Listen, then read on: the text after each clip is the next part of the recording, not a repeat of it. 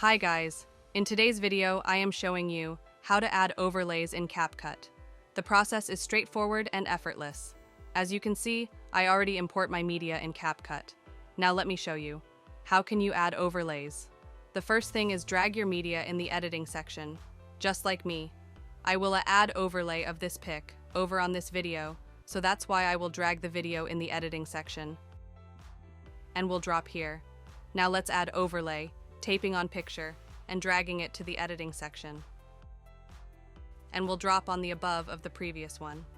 Now, as you can see, both media has been imported to the editing section. Now take a look on the video screen. You can see 4 points on the corner. Tap on it, adjust the size of it, and place it wherever you want. And now, around the length of this picture, as same as the video. Now let's have a final look of it. So as you can see, by doing this method, you can add overlays on Capcut.